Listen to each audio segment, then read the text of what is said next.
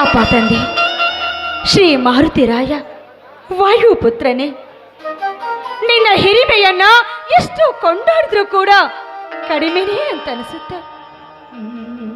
ಕಲಿಯುಗದ ಬಂಧುವಾಗಿ, ಕಲಿಯುಗದ ನಿಜ ದೈವ ಸ್ವರೂಪನಾಗಿ, ಬಡ ಭಕ್ತರಿಗೆ ನಿನ್ನ ಸ್ವರೂಪದ, ನಿನ್ನ ನಾಮದ, ನಿನ್ನ ರೂಪವನ್ನ ತೋರಿ ಎಲ್ಲರ ಮೇಲೂ ಕೂಡ ಕರುಣೆ, ಆಶೀರ್ವಾದ, ಪ್ರೀತಿನ ತೋರ್ತಾ ಇರೋ ಶ್ರೀ ವಾಯುಪುತ್ರನೇ, ನಿನ್ನ ಹಿರಿಮೆಯನ್ನ ನಿಜವಾಗಿಯೂ ಎಷ್ಟು ಕೊಂಡಾಡಿದ್ರೂ ಕೂಡ ಕೊಂಚ ಕಡಿಮೆಯೇ ಅಂತ ಅನಿಸುತ್ತೆ ತಂದೆ. ನಾನೇನು ನಿನ್ನ ಹತ್ರ ಅಷ್ಟು ಐಶ್ವರ್ಯನ ಮತ್ತಷ್ಟು ಕೊಡು ಅಂತ ಮತ್ತೊಮ್ಮೆ ಸೆರಗೊಟ್ಟಿ ಬೇಡ್ಲಾರೆ ತಂದೆ.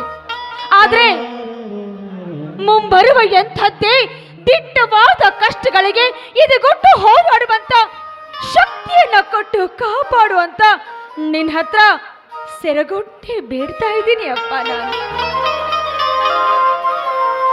ನನ್ನ ಮೈದುನ ತುಂಬಾ ಶಾಲೆ ಕಲ್ತಿದ್ದಾನೆ.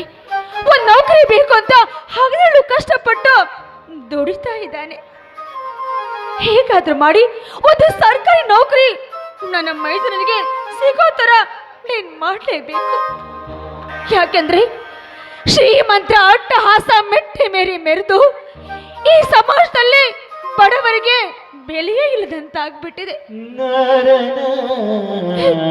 ಹೀಗಿರ್ಬೇಕಾದ್ರೆ ಈ ನಮ್ಮ ಕುಟುಂಬದಲ್ಲಿ ನನ್ನ ಗಂಡ ಹಾಗೂ ನಾನು, ನನ್ನ ಮೈದುನ ಈ ಸುಂದರ ಸಂಸಾರದಲ್ಲಿ ಯಾವ ಕೆಟ್ಟ ದೃಷ್ಟಿಯೂ ತಾಗದ ಹಾಗೆ ಸದಾಕಾಲ ನಗುನಗುತ್ತಾ ಇರೋ ತರ ನೀನೇ ನಮ್ಮನ್ನ ಕಾಪಾಡಬೇಕು ದೇವ, ನೀನೇ ಕಾಪಾಡಬೇಕು.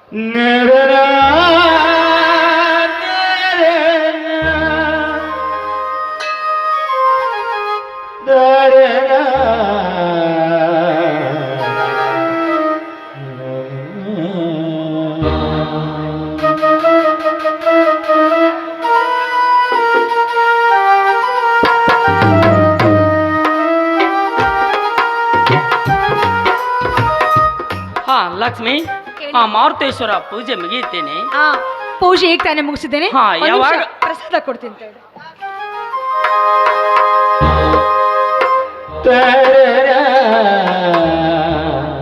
ಹಾಗೆ ನಿಮ್ಮ ಮಡದಿ ಮುತ್ತೈದೆಯಾಗಿ ಸದಾಕಾಲ ಬಾಳಿ ಬದುಕಲಿ ಅಂತ ನನಗೆ ಆಶೀರ್ವಾದ ಮಾಡಿ.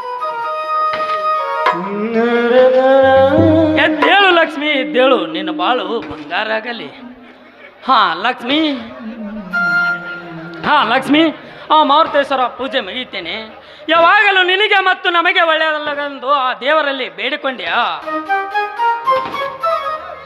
ಹೌದು ಅಂದ್ರೆ ಬೇಡಿಕೊಂಡೆ ರೀ.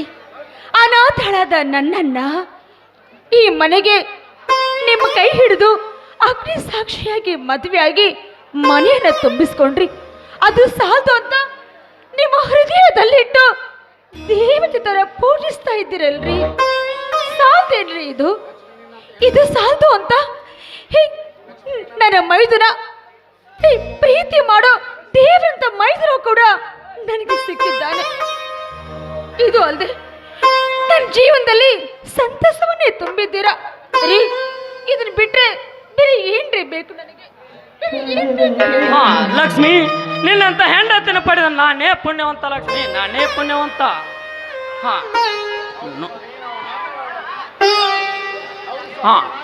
ನೋಡು ಜನಮರಿ, ಅನಾಥಳಂತ ಹೇಳಿಕೊಂಡು ತಿರುಗಾಡಿದ್ರೆ ಈ ಸಮಾಜದಲ್ಲಿ ಯಾರು ಆಶ್ರಯ ಕೊಡುದಿಲ್ಲ.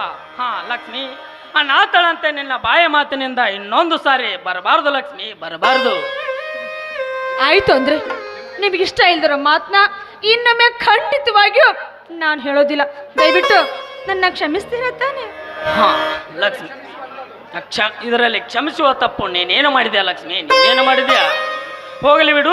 ನಿನ್ನ ಉಡಾಳ ಮೈದುನ ಎಲ್ಲಿಗೆ ಹೋಗಿದ್ದಾನೆ? ಚಂದ್ರು ಅದು ಇಲ್ಲೇ ಇದ್ನಲ್ಲ. ಇಲ್ಲ ಹೊರಗಡೆ ಹೋಗಿದ್ದಾನ್ರಿ. ತುಂಬಾ ಹೊತ್ತಾಗಿಲ್ಲ, ಈಗ ಹೋಗಿದ್ದೇನೆ, ಬಂದೇ ಬಿಡ್ತಾನೆ, ಲೇಟ್ ಆಗೋದಿಲ್ಲ. ಲಕ್ಷ್ಮಿ, ನೀನು ಹೀಗೆ ಮುದ್ದಾಡಿದರೆ ನಾಳೆ ಮನೆ ಬಿಟ್ಟು ಕೆಲಸಕ್ಕೆ ಹೋಗುದಿಲ್ಲ ಅಂದ್ರೆ ಏನು ಮಾಡುತ್ತೀಯ ಲಕ್ಷ್ಮಿ? ಏನು ಮಾಡುತ್ತೀಯ? ಹೋಗ್ಲಿ ಬಿಡ್ರಿ, ಏನಾಯ್ತು? ಎಷ್ಟೇ ಆದ್ರೂ ನಮ್ಗೆ ಇನ್ನೂ ಮಕ್ಕಳಿಲ್ಲ. ಮಗ ಅಂದ್ರು ಅವನೇ, ಮೈದುನ ಅಂದ್ರು ಅವನೇ ಅಲ್ವನ್ರಿ ನಮ್ಗೆ, ಅಲ್ವಾ? ಹಾಗಲ್ಲ ಲಕ್ಷ್ಮಿ, ಮುಂದಿನ ದಿನಮಾನದಲ್ಲಿ ನಾವು ಎಲ್ಲರೂ ಹೀಗೆ ಇರುವುದಿಲ್ಲ. ಮುಂದೆ ನಮಗೆ ಯಾವ ಆಪತ್ತು ಬರುವುದಿಲ್ಲ. ಅದಕ್ಕೆ ಲಕ್ಷ್ಮಿ, ನಮ್ಮ ಹುಷಾರದಲ್ಲಿ ನಾವಿರಬೇಕು ಲಕ್ಷ್ಮಿ, ನಾವಿರಬೇಕು. ಅಲ್ರಿ ಇದೇನ್ರಿ ಹಿಂಗೆ ಹೇಳ್ತೀರಾ? ಅಲ್ಲ, ಚಂದ್ರ ನೌಕರಿಗೋಸ್ಕರ ಅಲ್ದಾಡ್ತಿರುವಾಗ ಏನ್ರಿ ನೀವು ಹೀಗೆ ಹೇಳ್ತೀರಾ? ಹಾಗೆ ಅಲ್ಲಿ ದಾಡಿದರೆ ನಮ್ಮಂತ ಬಡ ಜನತೆಗೆ ಕೆಲಸ ಸಿಗುವುದಿಲ್ಲ ಲಕ್ಷ್ಮಿ, ಸಿಗುವುದಿಲ್ಲ. ಹಣದಾಸೆಗೆ ಅಧಿಕಾರವನ್ನೇ ಮರೆತು ಅವರ ಕುರ್ಚಿಯ ಕಾಲ ತೆಳಗೆ ಹಾಕಿ ಬಿಡ್ತಾರೆ. ಅದಕ್ಕೆ ಲಕ್ಷ್ಮಿ, ಈ ಸಮಾಜದಲ್ಲಿ ಬಂಡ ಶ್ರೀಮಂತರದ ಬಾಳಿಕೆ ನಿಲ್ಲುವರೆಗೂ ನಮ್ಮಂತ ಬಡ ಜನತೆಗೆ ಕೆಲಸ ಸಿಗುವುದಿಲ್ಲ ಲಕ್ಷ್ಮಿ, ಸಿಗುವುದಿಲ್ಲ.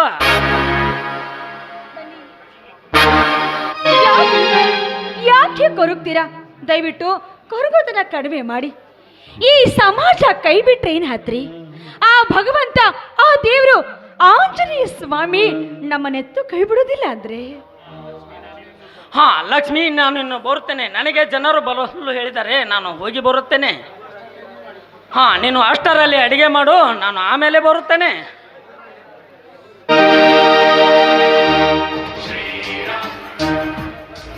ಹಾ ಚಂದ್ರು, ಈಗ ಬಂದೇನಪ್ಪ. ಹಾ, ನೀನು ಹೀಗೆ ತಿರುಗಾಡಿದರೆ ಜನ ಏನು ಅನ್ನುತ್ತಾರಪ್ಪ. ಸ್ವಲ್ಪ ವಿಚಾರ ಮಾಡು ತಮ್ಮ, ವಿಚಾರ ಮಾಡು. ಅಣ್ಣ, ಅದು ಮನೆಯಲ್ಲಿ ಕುಳಿತು ಬೇಸರವಾಗಿತ್ತು, ಅದಕ್ಕೆ ಸ್ವಲ್ಪ ಹೊರಗಡೆ ವಿಶ್ರಾಂತಿ ತೆಗೆದುಕೊಳ್ಳಲು ಹೋಗಿದ್ದೆ. ಏನಾಯ್ತಣ್ಣ? ಏನು ಆಗಿಲ್ಲಪ್ಪ. ಒಂದು ಗಂಡಸನಿಗೆ ಯಾವುದಾದರೂ ಕೆಲಸ ಇದ್ರೇ ಚಂದಪ್ಪ, ಚಂದ. ಅಣ್ಣ, ನಾನು ಕಷ್ಟಪಟ್ಟು ಎಷ್ಟೋ ಸಾರಿ ಕೆಲಸಕ್ಕಂತ ಟ್ರೈ ಮಾಡಿದರು, ಒಂದು ಕೆಲಸ ಕೊಡಲು ಆಗುತ್ತಿಲ್ಲ ಈ ಸರ್ಕಾರಕ್ಕೆ. ಎಲ್ಲಿ ಹೋದರಲ್ಲಿ ಬರೀ ಲಂಚ ಲಂಚ ಲಂಚ. ಲಂಚ ಕೊಟ್ಟರೆ ರಾಜಕೀಯ ಸೀಟನ್ನೇ ಬದಲಾಯಿಸುತ್ತೆ ಈ ಜಗತ್ತು. ಅಂದ ಮೇಲೆ ನಮ್ಮಂತ ಹಿಂದುಳಿದ ಜನತೆಗೆ ಕೆಲಸ ಅನ್ನುವುದು ಒಂದು ಕನಸನ್ನ, ಒಂದು ಕನಸು.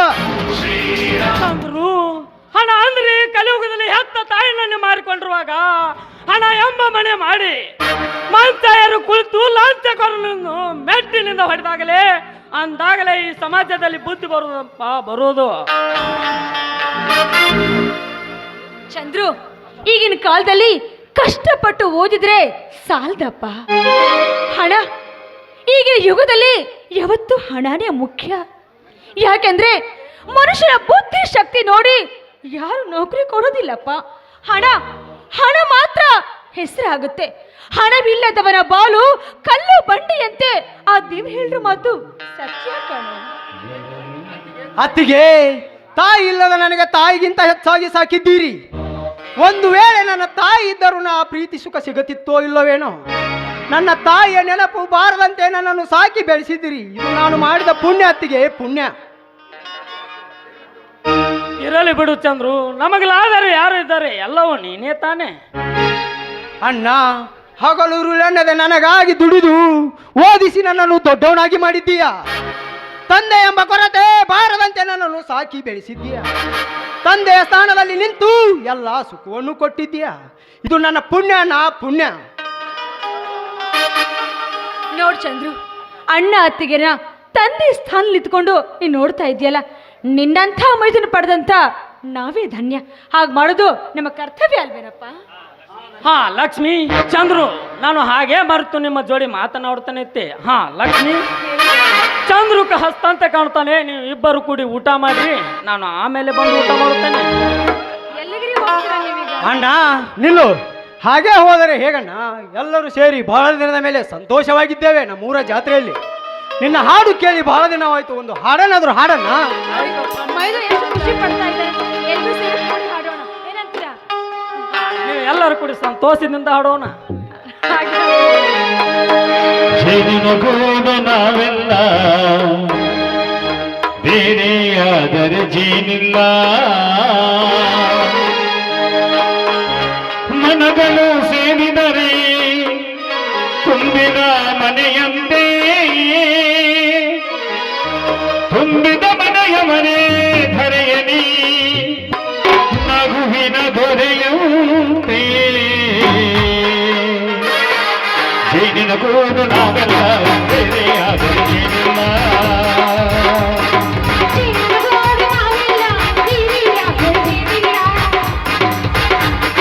ಮನಗಳು ಸೇರಿದರೆ ತುಂಬಿದ ಮನೆಯಂತೆ,